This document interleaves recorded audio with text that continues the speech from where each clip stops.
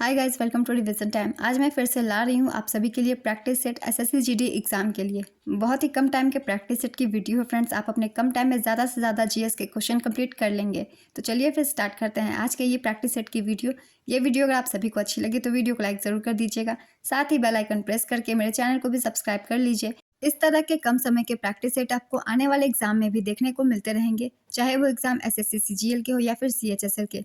और जो लोग अगले साल भरने की फॉर्म सोच रहे हैं एसएससी सीजीएल सीएचएसएल की, वो भी इन वीडियो को देख सकते हैं। तो चलिए फिर स्टार्ट करते हैं आज की ये प्रैक्टिस सेट की वीडियो। क्वेश्चन नंबर 1, उदयगिरी की गुफाएं किस राज्य में स्थित है? इसका आंसर है उड़ीसा और मध्य प्रदेश। उदयगिरी की गुफाएं उड़ीसा के भुवनेश्वर और मध्य प्रदेश के विदिशा में स्थित है। साथ ही कुछ गुफाओं के नाम और भी दिए गए हैं जो कि एग्जाम के लिए बहुत ही इंपॉर्टेंट है, जैसे बराबर की गुफाएं बिहार, चंदा देवी की गुफाएं छत्तीसगढ़, अजंता एलोरा की गुफाएं महाराष्ट्र, एलिफेंटा की गुफा महाराष्ट्र, वराह गुफाएं तमिलनाडु, बोरा गुफाएं आंध्र प्रदेश।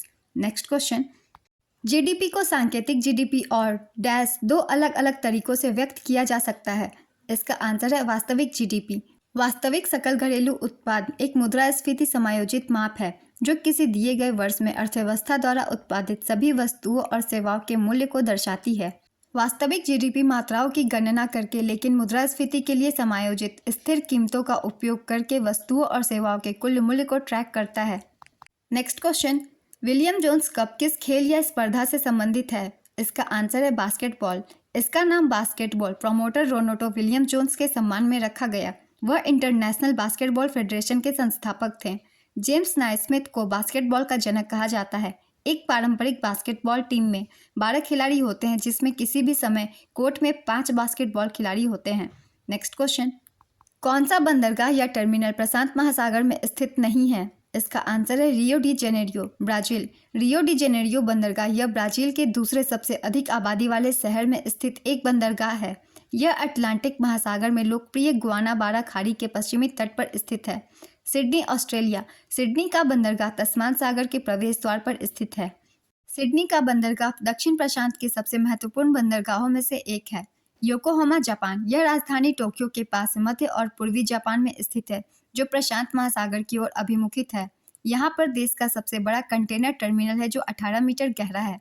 संघाई, चीन। संघाई बंदरगाह पूर्व में पूर्वी चीन सागर, प्रशांत महासागर का हिस्सा और दक्षिण में हांगजो खाड़ी की ओर अभिमुखित है।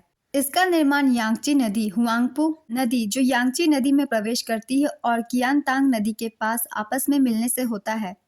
Next question, viceroy Lord Curzon ने डैश में बंगाल का विभाजन किया था? इसका आंसर है 1905। लॉर्ड कर्जन ने सन 1899 से 1905 तक भारत के वायसराय के रूप में कार्य किया।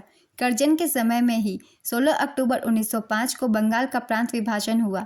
बंगाल में बढ़ते राष्ट्रवाद को कमजोर करने के लिए एक राजनीतिक उपकरण के रूप में बंगाल विभाजन की रणनीति का प्रयोग किया गया।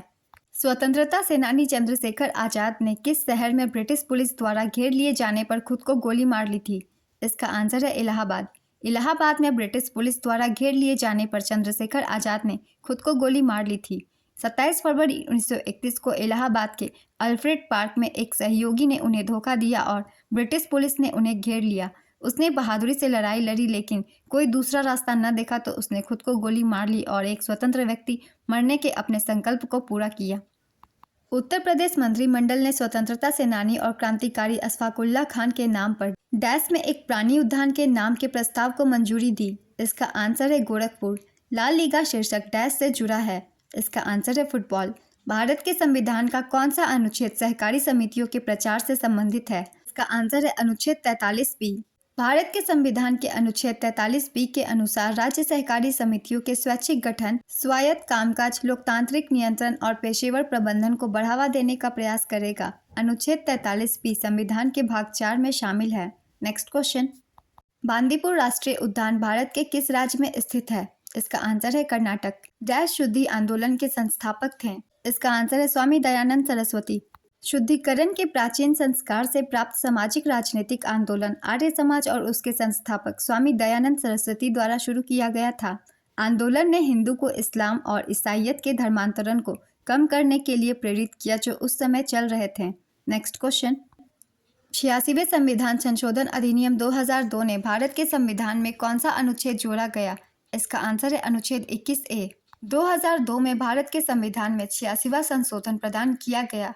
संविधान के भाग 8 में मौलिक अधिकार के रूप में शिक्षा का अधिकार है। इस संशोधन ने अनुच्छेद 21A डाला, जिसमें 6 से 14 वर्ष की आयु के बच्चे के लिए शिक्षा के अधिकार को मौलिक अधिकार बनाया गया। रबी फसलें कब बोई जाती है? इसका आंसर है अक्टूबर नवंबर। रबी फसलें कृषि फसलें हैं जो दक्षिण एशिया में अक्टूबर नवंबर के दौरान सर्दियों में बोई जाती है और अप्रैल मई के दौरान बसंत में काटी जाती है। यह शब्द बसंत के लिए अरबी शब्द से लिया गया है, जिसका उपयोग भारतीय उपमहाद्वीप में किया जाता है और सर्दियों की फसलों के रूप में जाना जाता है। प्रमुख रबी फसलें गेहूँ, जौ, मटर, चना, सरसों आदि है। जिन राज्यों में रबी फसलें बोई जाती है वे है पंजाब, हरियाणा, हिमाचल प्रदेश, जम्मू कश्मीर, उत्तराखंड और उत्तर प्रदेश। खरीफ की फसलें मानसून में जून और जुलाई में बोई जाती है और सितंबर और अक्टूबर में काटी जाती है। चावल, ज्वार, कपास, मक्का खरीफ की फसलें होती है। गर्मी के मौसम में जायद की फसलें बोई जाती है, जिसमें चावल, मक्का, मूंगफली और सब्जियां शामिल हैं। नेक्स्ट क्वेश्चन, भारत में स्टैच्यू ऑफ यूनिटी की दुनिया की सबसे ऊंची प्रतिमा है? इसका आंसर है सरदार वल्लभ भाई पटेल। भारत में statue of unity Sardar Vallabh भाई पटेल की दुनिया की सबसे ऊंची प्रतिमा है। यह नर्मदा घाटी के वेडिया कॉलोनी, गुजरात में स्थित है। इसे भारतीय मूर्तिकार राम वी सुतार द्वारा डिजाइन किया गया था। यह लार्सन एंड टुब्रो द्वारा निर्मित है। यह साधु बेट नामक नदी द्वीप पर निर्मित है। 31 अक्टूबर 2018 को इसका उद्घाटन किया गया था। इसका उद्घाटन भारतीय प्रधानमंत्री नरेंद्र मोदी ने किया था। नेक्स्ट क्वेश्चन, हरिहर और बुक्का के गुरु का नाम क्या था? इसका आंसर है माधव विद्यारण्य। दक्षिण में आकर इन दोनों भाइयों ने गुरु माधव विद्यारण्य के सानिध्य में इस्लाम धर्म की परित्याग कर दिया और शुद्धि प्रक्रिया के माध्यम से पुनः हिंदू धर्म अपना लिया।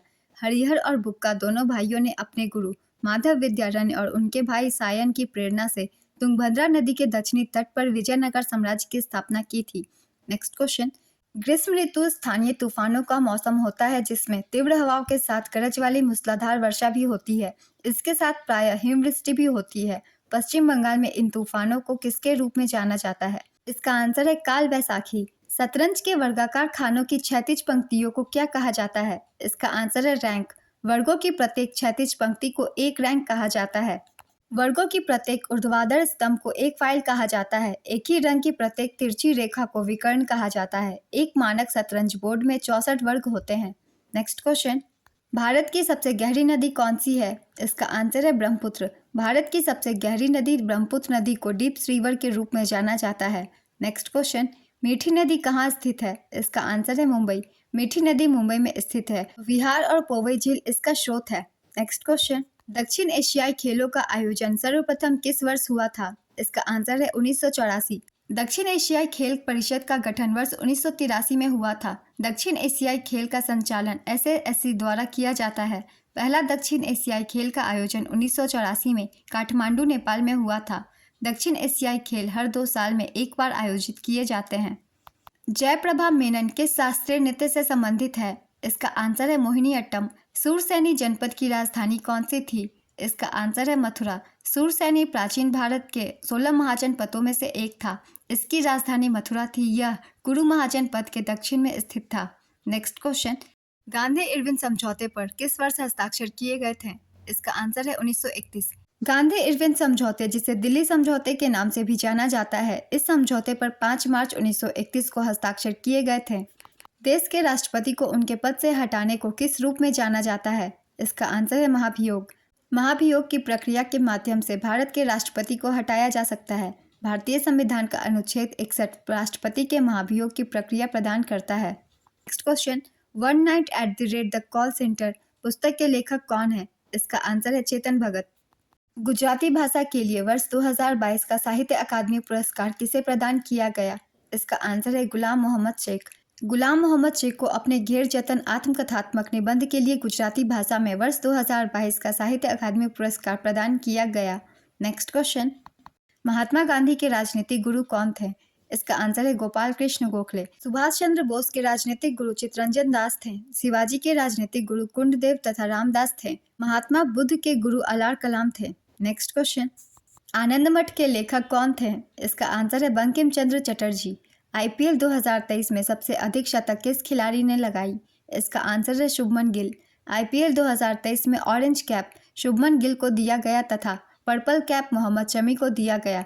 IPL 2023 के विजेता चेन्नई सुपर किंग्स उप विजेता गुजरात टाइटंस।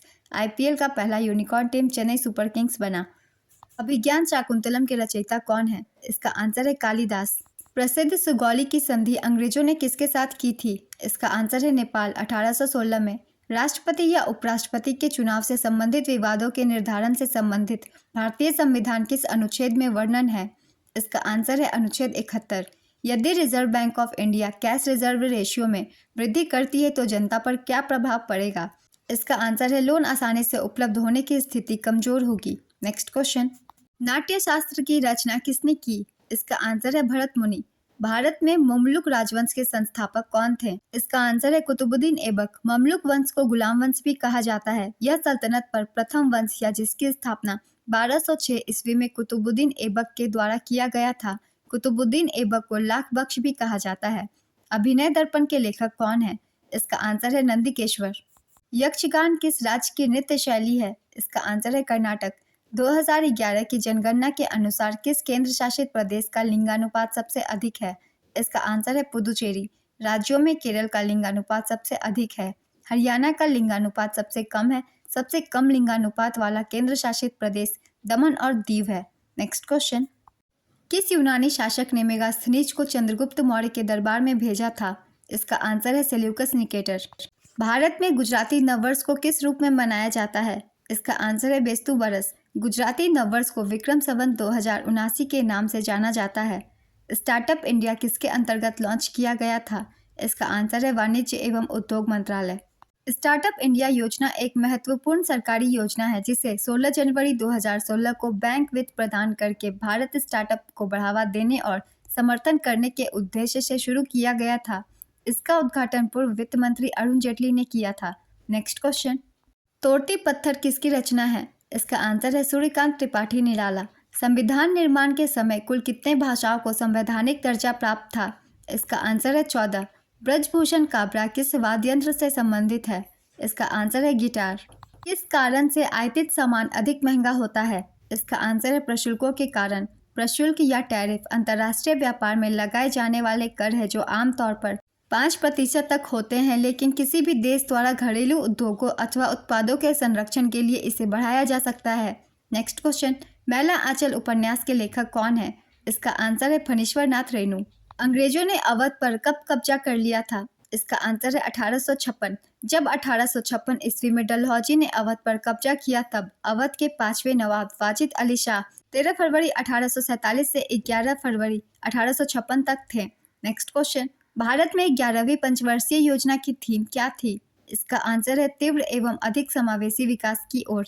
निशागंधी नृत्य उत्सव भारत के किस राज्य में मनाया जाता है? इसका आंसर है केरल।